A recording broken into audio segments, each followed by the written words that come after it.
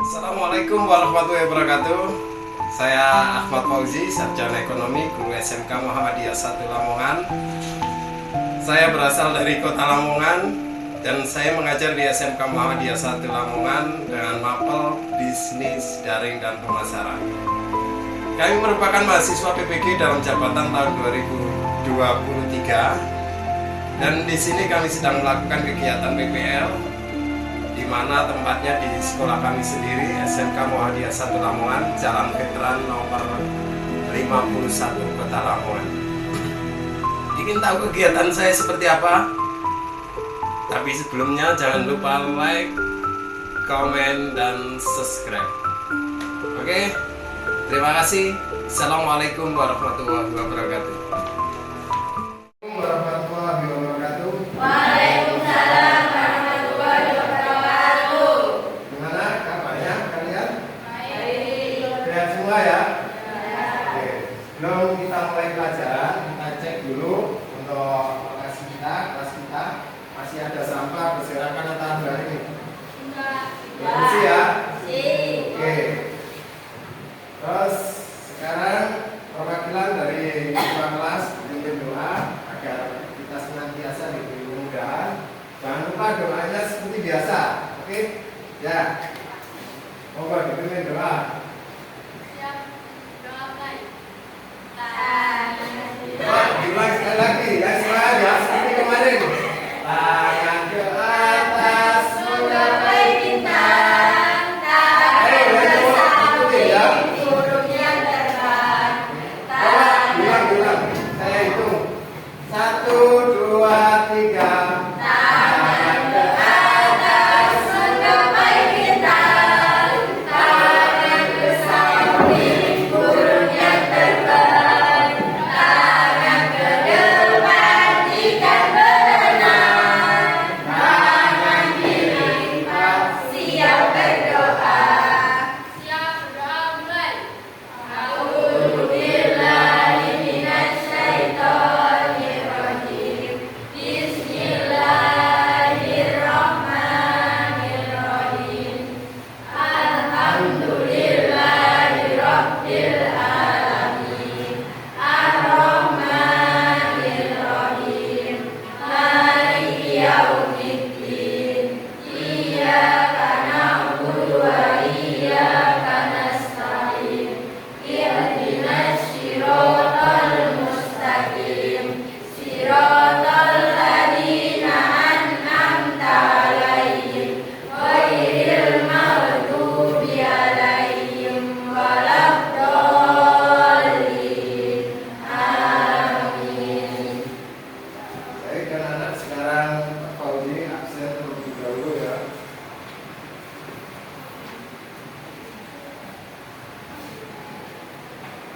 Devina Eka, oke, angkat tangan nanti ya. Maya Sabutri, tidak masuk. Apa ini? Oke. Merida, oke.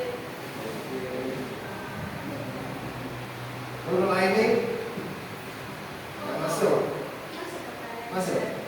Oh, foto kalender. Oke. Izin berarti ya. Fatul Hoiria, Dita Nur Febrianti, Diana Ayu. Oke, Diana Ayu ini kemarin nggak hadir ya. Baik anak-anak, sebelum kita ke materi pada siang hari ini, sebelumnya Pak Uji ingin sedikit mengulas materi kemarin. Materi kemarin tentang apa? Melakukan manajemen bisnis retail itu ya. Tadi 42 melakukan manajemen bisnis retail. Coba ada yang masih ingat bagaimana strategi pitching dapat mengaruhi performa bisnis retail? Coba angkat tangan dulu yang bisa. Yang jawab Putri Aulia. Oke. Strategi pitching sangat mempengaruhi performa bisnis retail karena langsung berkaitan dengan persepsi nilai pelanggan dan keuntungan bisnis. Harga yang terlalu tinggi dapat mengurangi daya tarik produk, sementara harga yang terlalu rendah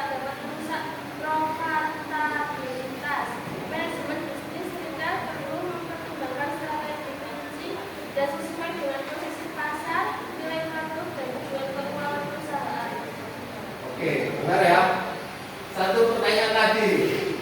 Apa sih pentingnya pelatihan karyawan bagi bisnis retail?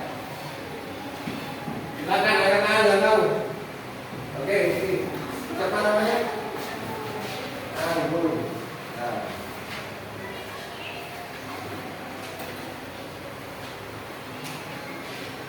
Anggun Dianita. Oke, silakan Anggun. Karyawan sangat penting dalam bisnis retail karena karyawan berperan langsung dalam interaksi dengan pelanggan. Karyawan yang terlatih dengan baik dapat memberikan layanan pelanggan yang unggul, memiliki pengetahuan produk yang baik, dan dapat membantu membangun hubungan positif dengan pelanggan. Pelatihan juga membantu karyawan memahami prosedur operasional dan menjaga konsistensi dalam layanan. Oke, terima kasih. Oke anak-anak, sekarang kita kembali ke materi 3.2, yakni menganalisis manajemen bisnis retail. Di antaranya indikator menyimpulkan manajemen retail, menyimpulkan manajemen pemasaran bisnis retail, dan menyiapkan manajemen personalia dan keuangan bisnis retail. Oke, sebelumnya di sini perlu diketahui bahwasanya model pembelajaran kali ini yakni problem based learning atau PBL, ya. Apa problem based learning di sini? Model pembelajaran berbasis masalah merupakan pembelajaran yang menggunakan berbagai kemampuan berpikir peserta didik dari secara individu maupun kelompok serta lingkungan nyata atau mengatasi permasalahan sehingga bermakna, relevan, dan kontekstual. Nah, tujuan di sini meningkatkan kemampuan dalam menerapkan konsep-konsep pada permasalahan baru atau nyata. Konsep apalagi? Mixed order thinking skill. Oke, terus keinginan dalam belajar, mengarahkan belajar dari sendiri dan keterampilan. Kemudian di sini langkah-langkah dari program learning, langkah kerja serta model program learning, orientasi peserta didik pada masalah, ya. Jadi kalian nanti di sini dianjurkan untuk mencari permasalahan dari materi apa yang nanti saya sajikan, ya. Kemudian mengorientasikan peserta didik untuk belajar, mengorganisasikan peserta didik untuk belajar, membimbing penyelidikan individu maupun kelompok, mengembangkan dan menyajikan hasil karya, dan menganalisis evaluasi proses pemecahan masalah. Ini nantinya akan dipresentasikan dari perwakilan kelompok di depan. Nah, berikut kelebihan model pembelajaran berseling di sini. Pembelajaran berpusat pada peserta didik. Oke, kita di sini akan melakukan speaking dan nyanyi bersama, kompak, ya, kompak, jelas, semangat untuk menyanyikan lagu dari Sabang sampai Merauke, ya. Dari sini kita tahu perbedaan, berbagai macam perbedaan suku, bangsa, agama, dan ras. Namun kita tetap satu, yakni bangsa Indonesia. Oke, kita mulai dulu ya. Jadi yang semangat ya. Coba diperhatikan, fokus ke depan. Di situ ada teksnya, kalian tinggal baca.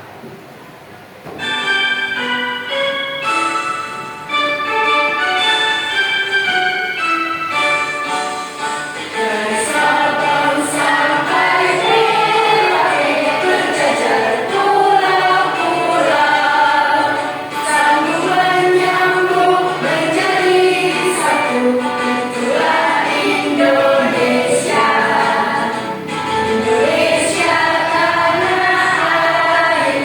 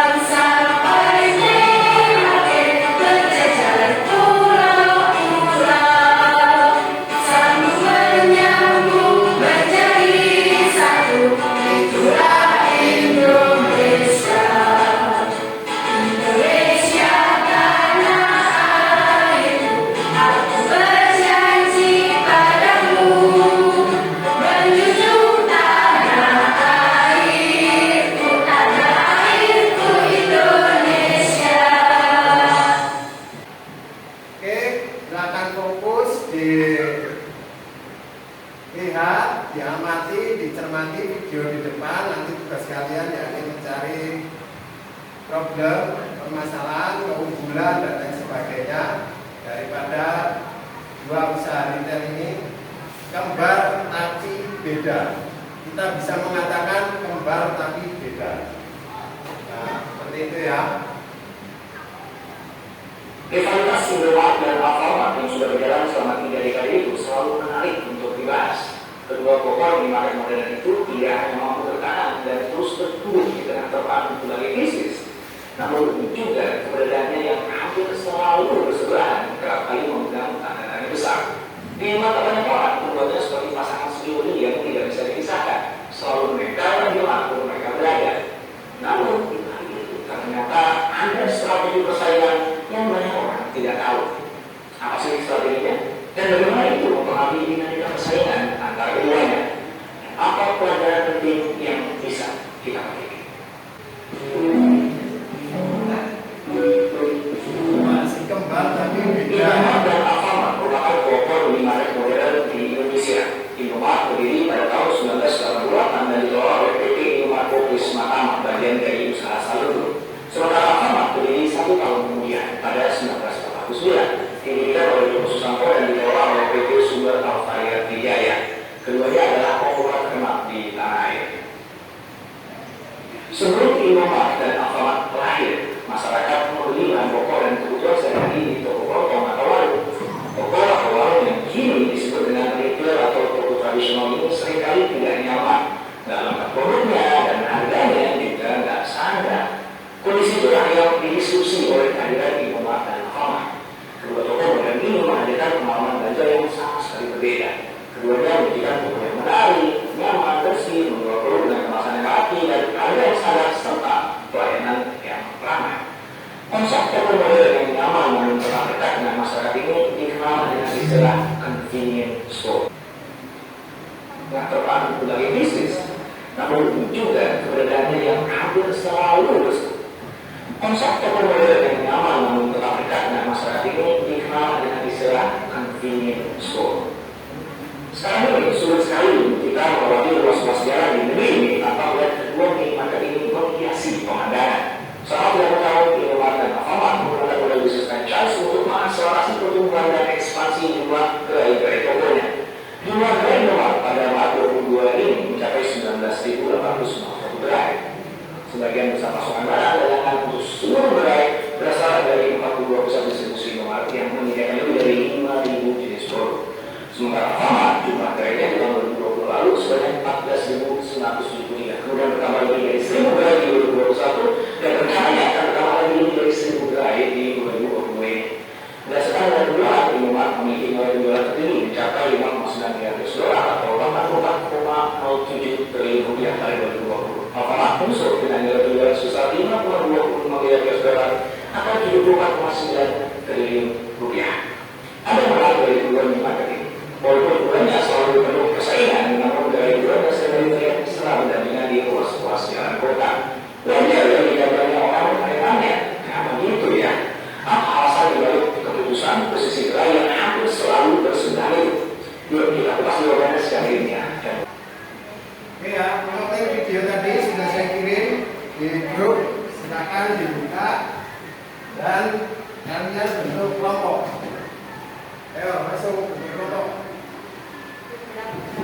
Kemudian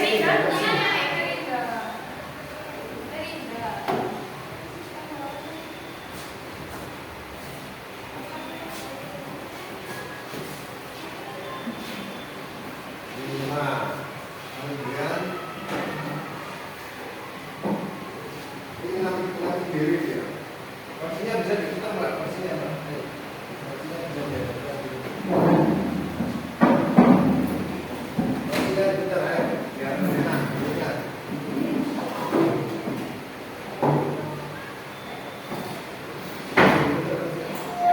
Kamu jangan berbuka.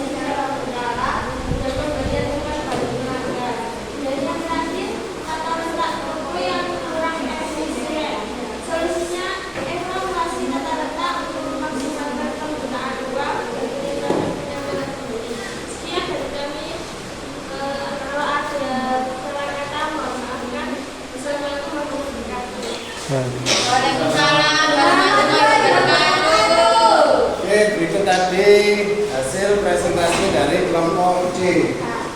Di antaranya apa saja tadi yang disampaikan? Pertarungan persaingan yang intens, ya. Kemudian berikutnya penumpukan stok barang yang berlebihan. Apalagi tadi di antaranya? Yang ketiga, kehabisan stok produk tertentu, ya. Oke, ada berapa tadi? 9 dari problem masalah yang timbul dari apa dan Indomaret yang ada di lingkungan kita. Kemudian untuk kelompok B, silakan. Yang keras, yang lantang, ya, percaya diri. Di sini nggak ada yang salah, semua belajar. Ya. Assalamualaikum warahmatullahi wabarakatuh. Waalaikumsalam warahmatullahi wabarakatuh. Perkenalkan, saya Aminah dan teman saya Aulia dari kelas 11 pemasaran. Nggak boleh ketawa, yang kamu tertawa kenapa? Nggak ada temanmu yang Kami tertawa. mewakili kelompok B. Nama anggota Serius. Bulan Najda Sari sama Amin Dunia Indah Lestari. Berikut adalah masalah potensial dalam bisnis retail antara Indomaret dan Alfamaret beserta alternatif solusi penemuannya. Satu, kurangnya ketersediaan produk sekuler. Solusi perbaikan dalam rantai pasokan produk sekuler bersama dengan pemasok lokal dan implementasi sistem manajemen inventaris yang efisien. 2. Keterbatasan promosi produk. Solusi pemanfaatan platform media sosial, program promosi berkelanjutan dan kemitraan strategis untuk meningkatkan visibilitas merek. 3. Kesulitan rekrutmen karyawan. Solusi program rekrutmen yang agresif, peningkatan imbalan dan insentif serta pelatihan karyawan secara teratur. 4. Masalah teknologi. Solusi investasi dalam sistem teknologi yang lebih canggih, integrasi aplikasi seluler dan pelatihan karyawan untuk menggunakan teknologi dan efisien. 5. Ketidakcocokan produk dengan preferensi lokal. Solusi studi pasar lokal, analisis tren konsumen dan penyesuaian portofolio produk sesuai dengan kebutuhan dan preferensi lokal. Kesulitan dalam mengelola limbah. Solusi program daur ulang, penggunaan kemasan ramah lingkungan dan pendidikan pelanggan tentang praktik berkelanjutan. 7. Tantangan logistik. Solusi peningkatan efisiensi dalam rantai pasokan, kolaborasi dengan penyedia logistik handal dan penerapan teknologi untuk pelayakan dan manajemen tarif. 8. Kurangnya diversifikasi layanan. Solusi peningkatan layanan tambahan seperti layanan pengiriman, layanan pembayaran tagihan atau layanan keuangan pintar untuk menarik lebih banyak pelanggan. 9. Pengelolaan antrian yang kurang efektif. Solusi penerapan sistem pembayaran yang cepat, pembagian pelatihan karyawan dalam manajemen antrian dan peningkatan jumlah kasir. 10. Kurangnya produk lokal. Solusi membuka peluang bagi produsen lokal untuk menyediakan produk mereka di toko dan peningkatan visibilitas produk lokal melalui promosi. 11. Tantangan kebersihan dan kerapian. Solusi penyediaan jadwal pembersihan rutin, pelatihan karyawan dalam kebersihan dan pemberian insentif untuk menjaga kebersihan toko. Demikian dari kelompok kami. Selamat mohon maaf. Wassalamualaikum warahmatullahi wabarakatuh.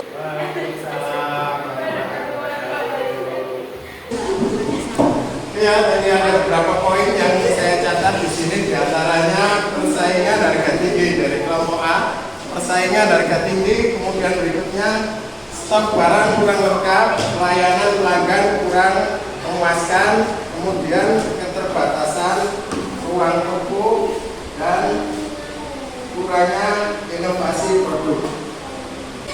Oke, untuk kali ini saya rasa sudah cukup.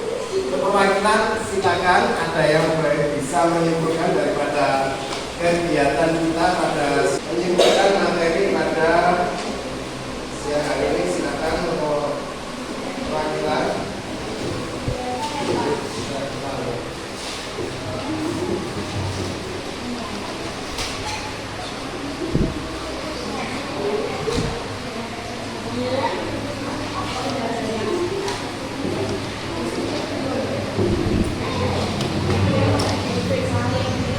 Oke, silakan. Siapa tadi?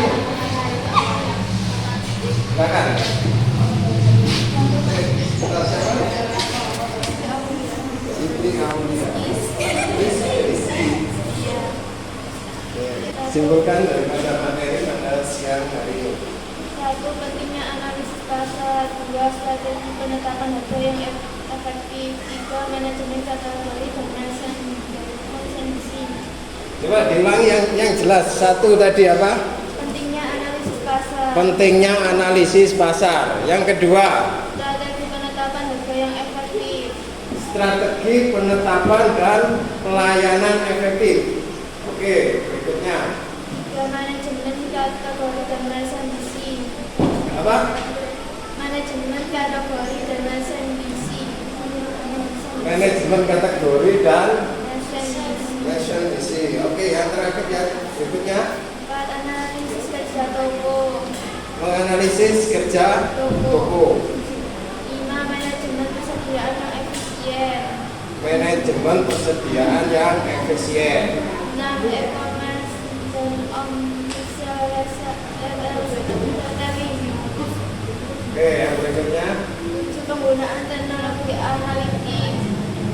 penggunaan teknologi analitik. Kemudian 8. Pentingnya respon terhadap analisis.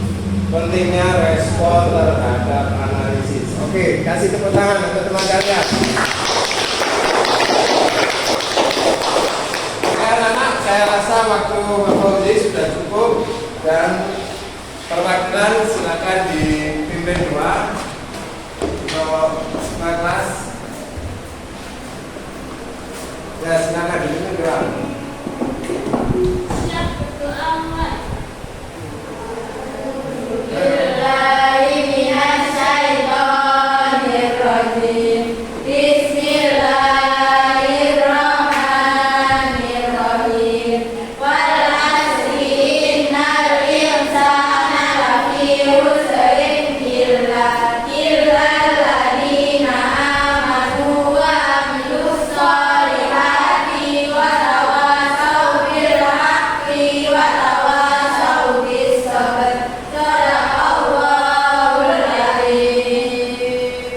Oke, pesan Pak Fauzi pada siang hari ini selalu tingkatkan semangat belajar kalian, wujudkan mimpi dan cita-cita kalian.